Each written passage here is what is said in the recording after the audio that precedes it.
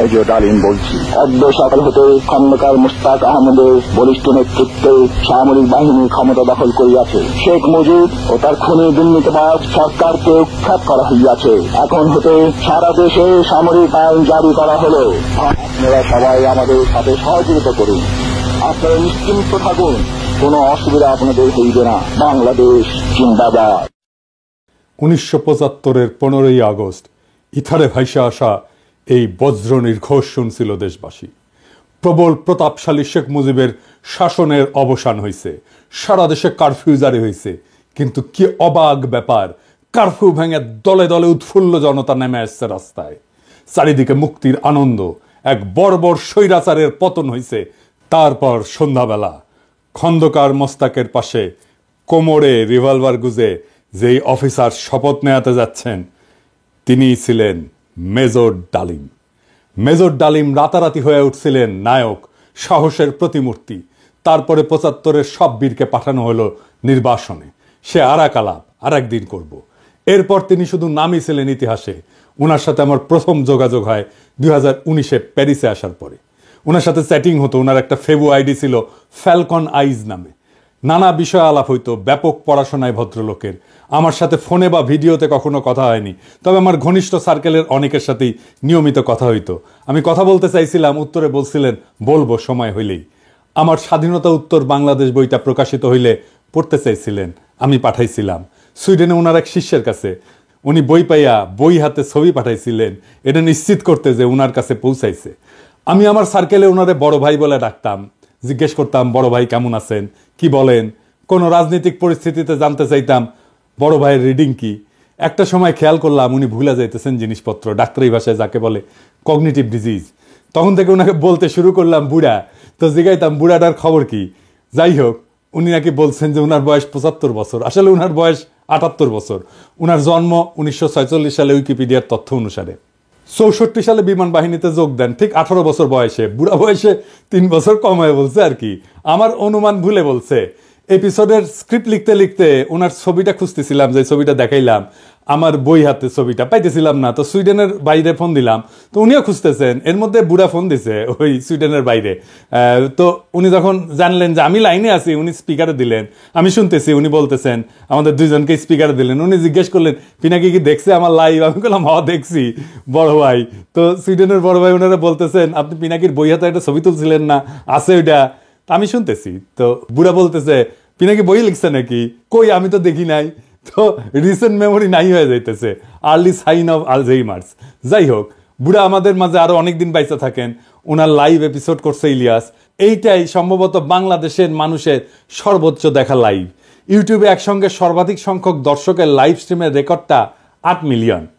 তবে এইটা বাংলা ইউটিউবের সর্বোচ্চ, এটা নিঃসন্দেহ। এবং আমার মনে হয় এই রেকর্ড আর কেউ কখনো ভাঙতে পারবে না। এইবার আসেন এপিসোডের প্রসঙ্গে।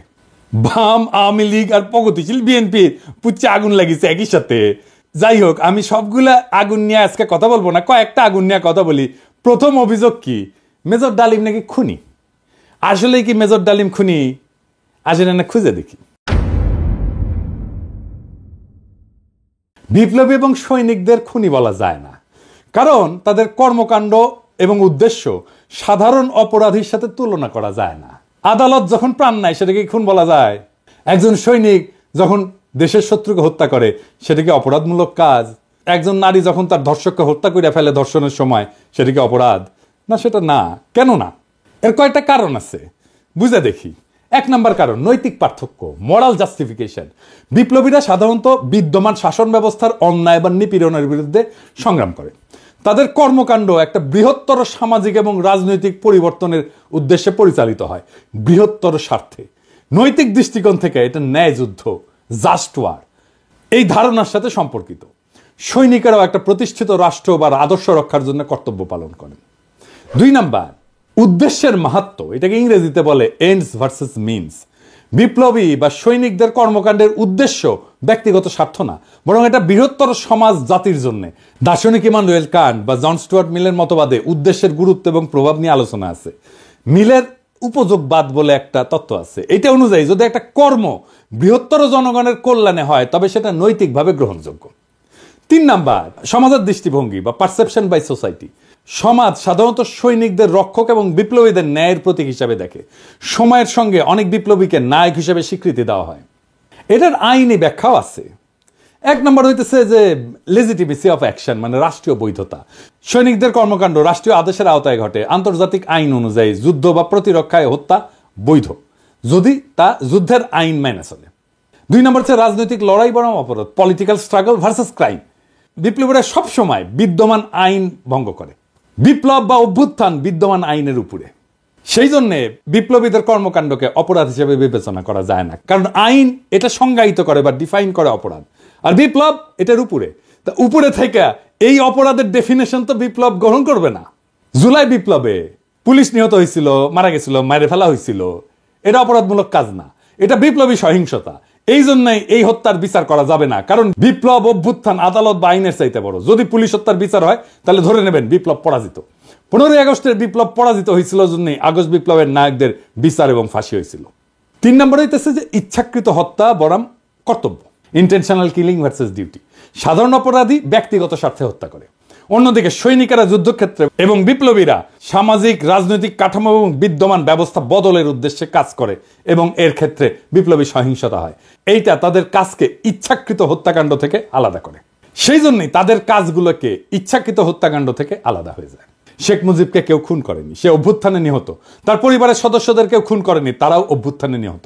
দ্বিতীয় অভিযোগ হচ্ছে মেজর ডালিম শিশু হত্যা করেছে। আবার ইন্টারেস্টিংলি কৌতুকপ্রদভাবে এটা আইসিছে বামেদের কাছ থেকে। হ্যাঁ, মেজর ডালিম কি শিশু হত্যা করেছে? মেজর ডালিম 32 নাম্বার আক্রমণ করে নাই, তারে দায়িত্ব দিতে চাইছিল, সে নেয় নাই। কারণ মুজিব পরিবারের সাথে তার একটা ব্যক্তিগত পারিবারিক সম্পর্ক ছিল। সে গেছিল মুজিবের ভগ্নিপতি আব্দুর রব শেরনিয়াবাতের বাসায়। সেখানে তার 14 বছরের বয়সী মেয়ে বেবি, 12 বছরের বয়সী ছেলে আরিফ এবং 4 বছর বয়সের নাতি সুকান্ত আবদুল্লাহ, যেটা আবুল হাসনাত আবদুল্লাহর ছেলে, ও মারা যায়। আবুল হাসনাত আবদুল্লাহ হারামজাদাটা পানির ট্যাঙ্কে লুকেছিল, বেঁচে যায়। কিন্তু কথা হইতেছে বাড়ির নারী আর শিশুদের বন্দুকের মুখে ফেলায় পানির ট্যাঙ্কে লুকেছিল কেন হারামজাদাটা? ওইটা জয় বাংলা হইলে তো আরো সুবিধা হইলেনি।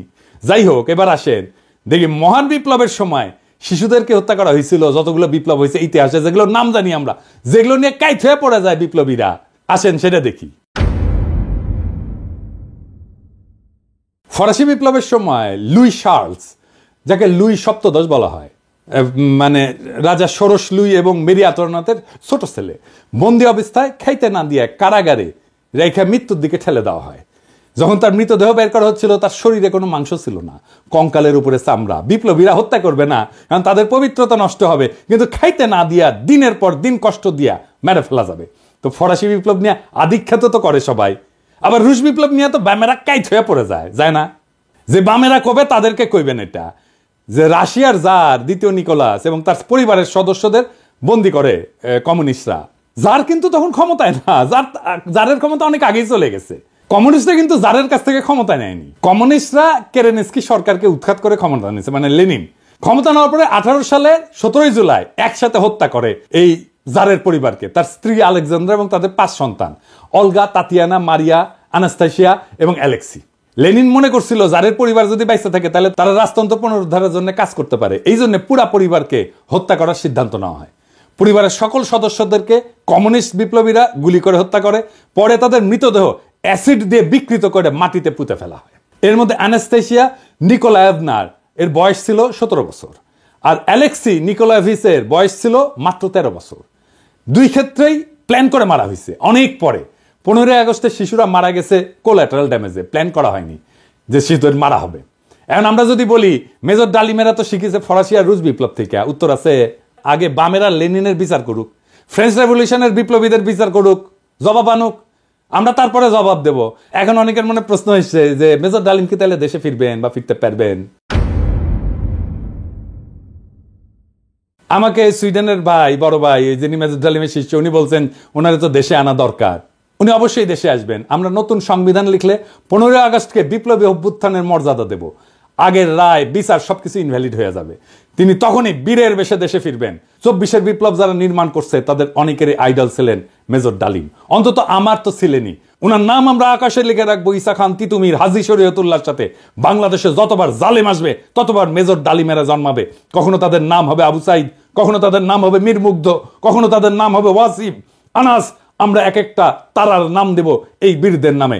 24-এর বিপ্লব একটা প্রকৃত বিপ্লব হয়ে উঠবে যদি আমরা নতুন সংবিধান লিখে মেজর ডালিমকে দেশে ফিরে আনতে পারি। সেই দিন হবে বিপ্লবের প্রকৃত বিজয়।